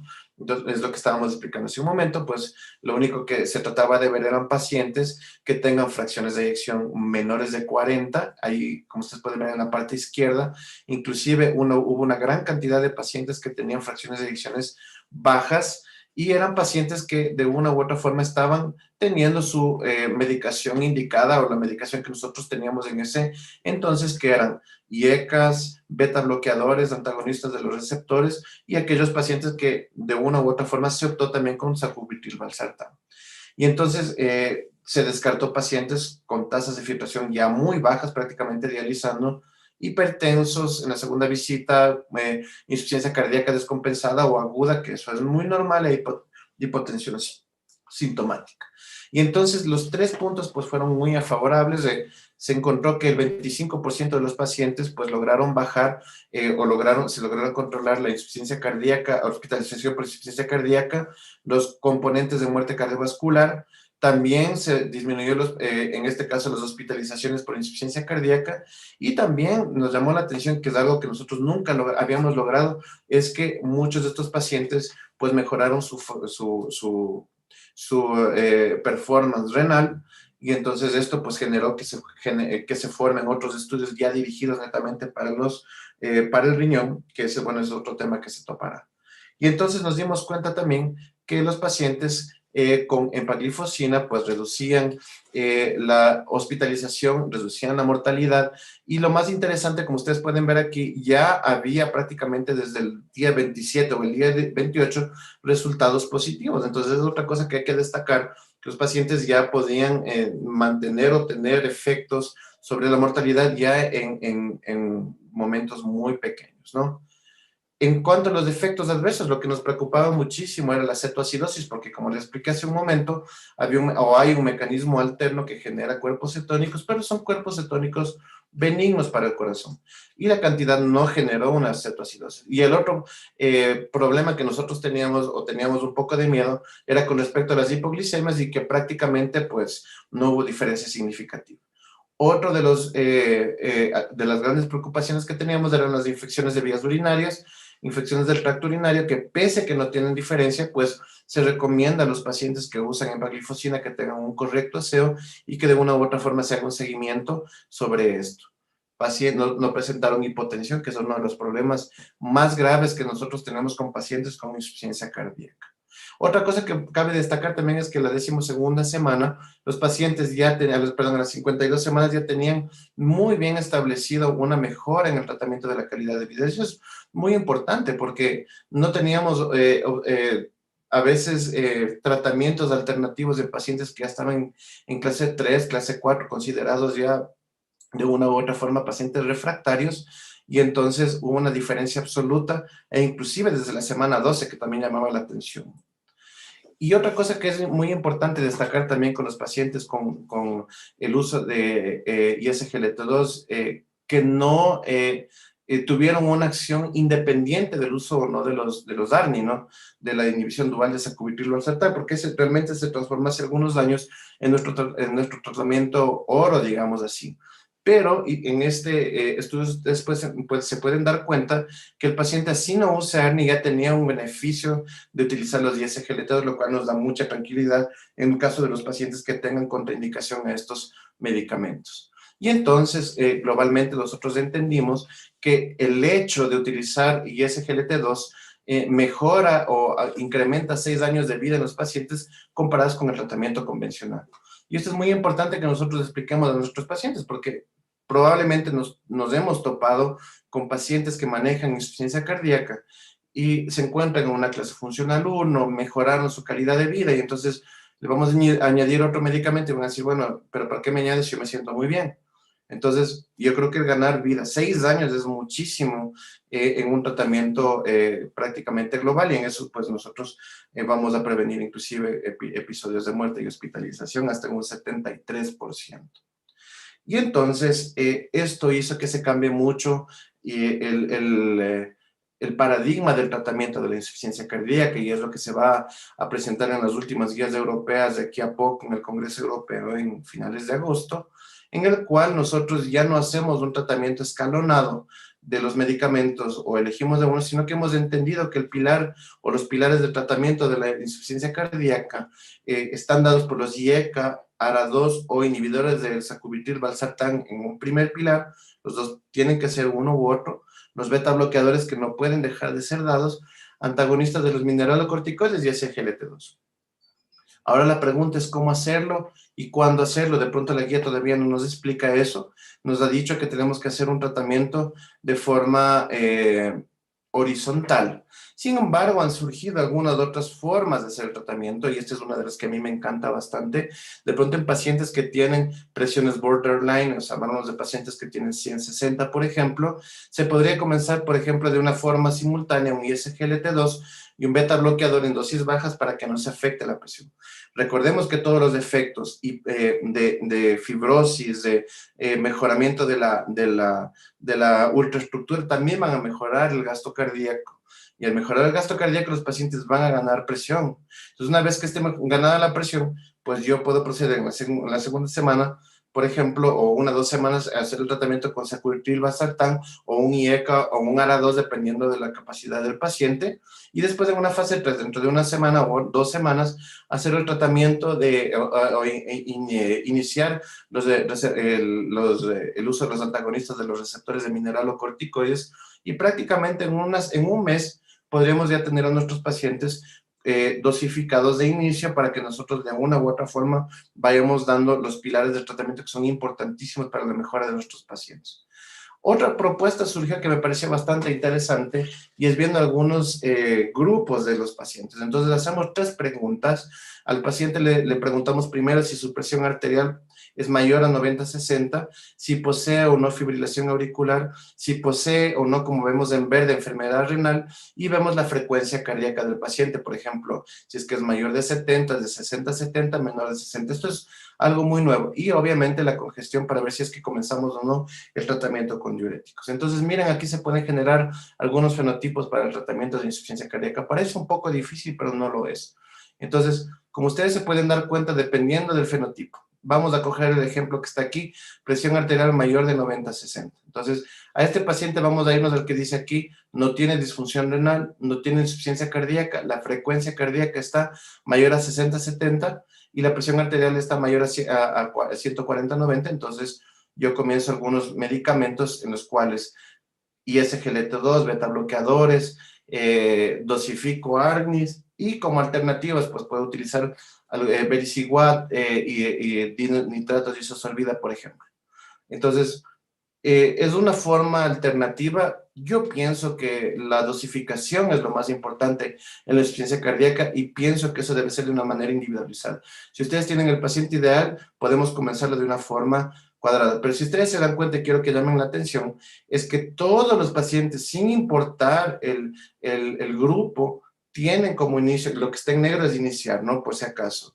Entonces, tienen como grupo siempre el inicio de los ISGLT2. Entonces, Por eso es que en las guías se está considerando, a pesar de que es un medicamento de nuevo, por la gran cantidad de estudios, los metaanálisis que se han encontrado, pues se ha determinado que en todos los grupos se inicie con ISGLT2.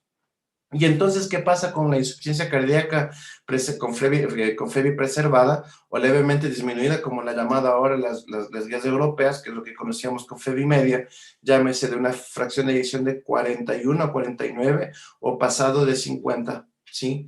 Que se había quedado en tratarse con insuficiencia cardíaca. Entonces, en ese caso, pues, nosotros siempre hemos tenido mucho recelo o mejor dicho, mucha frustración para el tratamiento de insuficiencia cardíaca porque todos los estudios de una u otra forma nos han dado resultados muy modestos, por ejemplo, como el Charm Preserve, o que nos dio un aumento moderado de la sobrevida, o por ejemplo con el iPreserve, que fue un resultado moderado, o bueno, se me ocurre en el Top Cat que nos dijo que no, pero que de pronto un bracito pequeño de América lo podíamos utilizar.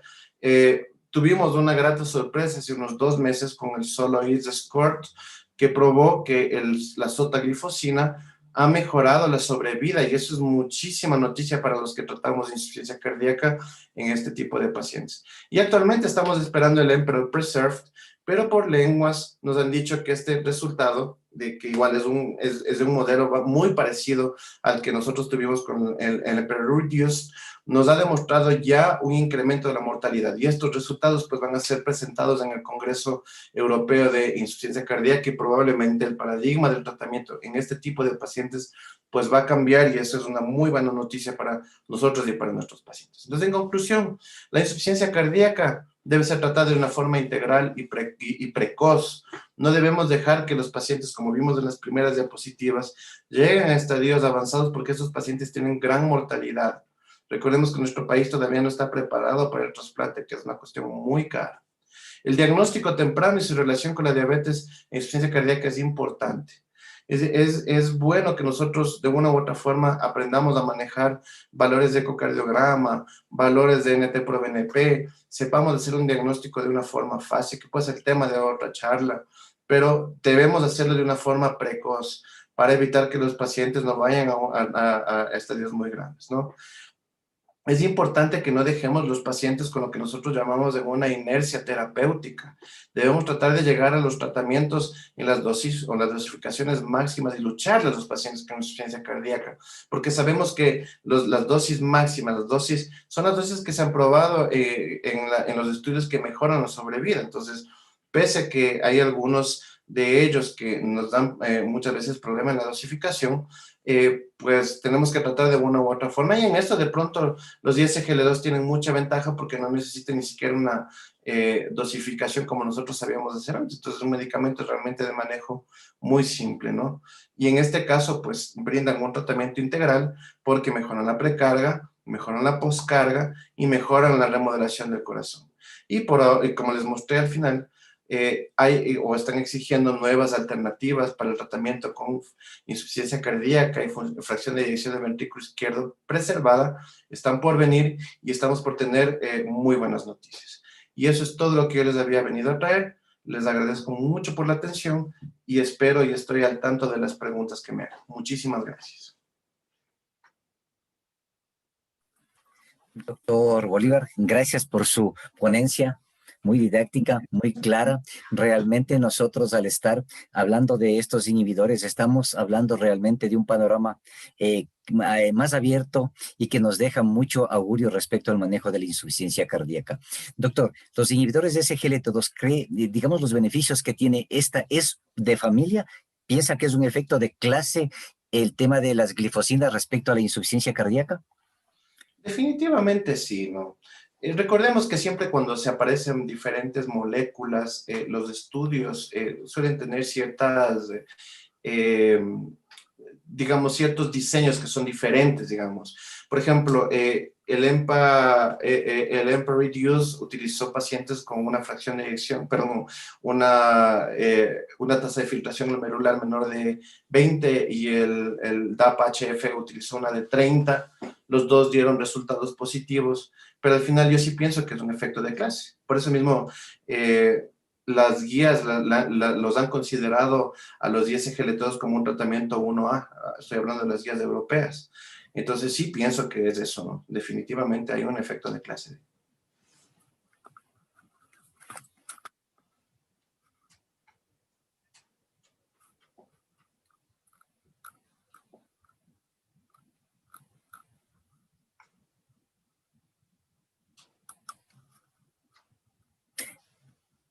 Doctor, en un paciente con insuficiencia cardíaca, ¿el utilizar inhibidores de SGLT2 del principio de tratamiento es aconsejable y mantener los que ya está utilizando? Me gusta esa pregunta. Y es que de pronto aquí no topamos algunas cosas de propósito para que me las pregunten. El tiempo de inicio es muy importante entenderlo. Y de pronto eso nosotros tuvimos como error o fuimos muy tímidos, por ejemplo, con la inhibición dual del sacubitril/valsartán. Porque nosotros, por ejemplo, en un inicio decíamos, no, que pase el tratamiento convencional y si es que sigue sintomático, no mejora, entonces recién comenzamos. Y vimos que los pacientes realmente no tenían o tenían una mejor desenlace si es que los empezamos de una forma precoz. Y eso hemos entendido que con los 10 SGLT2 va. Entonces, lo recomendado es iniciarlo de una forma lo más temprana posible en pacientes estables. O sea, por ejemplo, yo tengo un paciente de primera vez, llegó al hospital con una insuficiencia cardíaca descompensada. Mi objetivo en este caso es que el paciente se compense, en este caso manejaré diuréticos, vasodilatadores, el paciente se queda compensado y ahí a las 24 horas antes del alta están recomendado dar las dosis iniciales de los medicamentos que modifican la sobrevida del paciente. Entonces, todo el pilar que habíamos mencionado en un inicio, claro, los 10 SGLT2, ¿no? Y darlos a cualquier momento, pues, al ser una terapia muy fácil, pues, es importante para mejorar la sobrevida de nuestros pacientes. Considerando que la insuficiencia cardíaca es el desenlace final de un paciente mal controlado, hipertensión arterial hablemos, ¿cree que sería una posibilidad utilizar los medicamentos de la hipertensión arterial, los que nosotros conocemos, más un inhibidor de SGLT2, por ejemplo, para evitar esa consecuencia final de una insuficiencia cardíaca? Es una buena pregunta y yo pienso que no. Yo pienso que tiene que ser en pacientes que ya tienen alteración en la estructura del corazón por el mecanismo de fisiopatología que vimos hace un momento. Lo que sí podemos hacer es, por ejemplo, los pacientes que tienen diabetes y tienen algunos factores de riesgo, sí, porque se ha demostrado en otros estudios que mejora la sobrevida de los pacientes a no tener enfermedades cardíacas. Pero, por ejemplo, ya hablando de otras etiologías, como por ejemplo la enfermedad coronaria, las valvulopatías, sin generar deformidad cardíaca o la hipertensión arterial, lo ideal es más bien tratar de que estos pacientes no lleguen a insuficiencia cardíaca.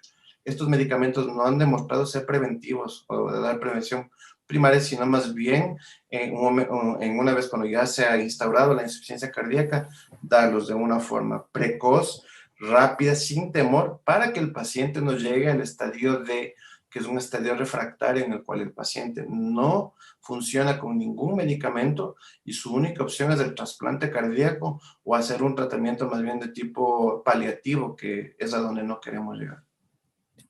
La doctora Nancy Ramos felicita a mi doctor Bolívar por su excelente ponencia y pregunta, ¿cada qué tiempo deberíamos hacer exámenes de control y cuáles recomendarían el paciente con insuficiencia cardíaca? Es una muy buena pregunta, agradezco la pregunta, es muy bueno. Claro, en el caso del manejo de los 10 SGLT2, yo pienso que no hay gran control. A veces tenemos miedo de pedir, por ejemplo, glucosas a cada 3 meses por el miedo de que hagan, ¿cómo es esta cuestión? Las hipoglicemias o la medición de cuerpos cetónicos, pero como vimos en el estudio, prácticamente ni se presentaron. Entonces, lo que sí, ya hablando del tratamiento integral de la insuficiencia cardíaca, hablamos de pacientes que manejan inhibidores de sacubitril/valsartán, que manejan, por ejemplo, antagonistas de los receptores de la aldosterona. Si el paciente está compensado, yo les recomiendo que hagan exámenes a cada 6 meses sin descuidar pedir creatinina, electrolitos, que son, y el potasio, ¿no? que estos medicamentos pueden manejar de esto de una otra forma. Y hacer una glucosa cada 6 meses, cada año, pues creo que es lo ideal. No necesitamos más controles más estrictos de nuestros pacientes.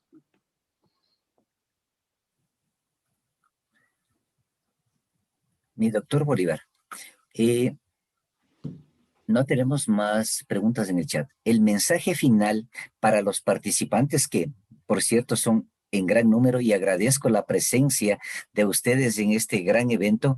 ¿Cuál sería el mensaje final para los participantes en nuestras jornadas respecto al manejo del paciente en insuficiencia cardíaca?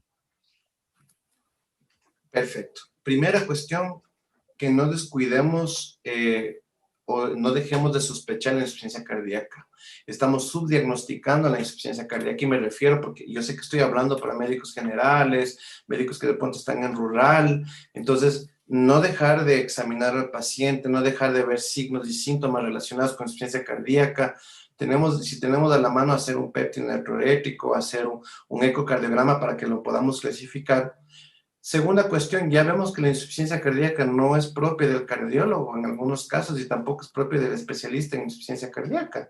Lo ideal es que hagamos, como dije, un tratamiento integral y precoz y que no tengamos miedos a ciertos tratamientos. Yo, por ejemplo, pienso que si es que ustedes están entrenados, podrían inclusive iniciar, si es que ya estamos seguros del tratamiento, a un paciente con este tipo de medicamentos que son un poco más fáciles, si es que no tienen mucha experiencia, pero no dilatar el tratamiento. Hay una cosa que se llama el INHERP, que de pronto aquí no les puse, que es cuando nosotros debemos referir a los pacientes con insuficiencia cardíaca al especialista de insuficiencia cardíaca. Y es en estos pacientes que son refractarios al tratamiento, que tienen de pronto fracciones de eyecciones demasiado bajas o pacientes que tienen disfunciones renales muy graves, que son prácticamente menos del 5%. El resto de pacientes podrían ser manejados si son muy cuidadosos, si son muy proactivos, de una forma rápida y precoz, como les había dicho. Y por sobre todo, darnos cuenta que esta es una patología que por todo lo que nosotros tenemos, pues estamos en un incremento absoluto y que no lleguemos a estadios finales porque son estadios que van a generar un amplio gasto a la comunidad médica, que es lo que tratamos de dejar. Ese es el mensaje que yo tengo para ustedes. Y les agradezco muchísimo por la invitación.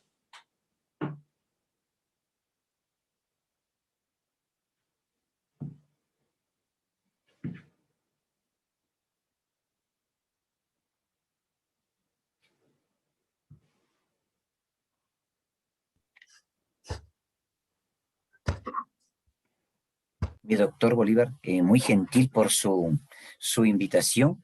Agradecemos mucho su participación y de antemano Corpsur agradece por siempre la diligencia que usted tiene para las propuestas académicas de Corpsur. Gracias, mi doctor. Muy buenas noches. Buenas Para noches. todos los participantes en nuestro evento, pues realmente es un placer haber estado con ustedes y les invitamos para el día de mañana al comienzo formal de nuestro congreso a las 2 de la tarde, por favor. Les esperamos a todos y recordar que, como yo les decía, este es un evento avalizado por la Universidad Internacional y el Ministerio de Salud Pública, de tal manera que Corpsur está entregando una doble certificación, un certificado de aprobación de nuestras jornadas y un certificado de participación. Por tanto, la asistencia para esto es importante y también las evaluaciones que nosotros durante la semana vamos a enviarles. Gracias y muy buenas noches. Es un gusto nuevamente participar con ustedes. Hasta Gracias, luego. doctor Sáenz. Muy buenas noches. Qué gusto. Hasta luego. Chao. Hasta luego.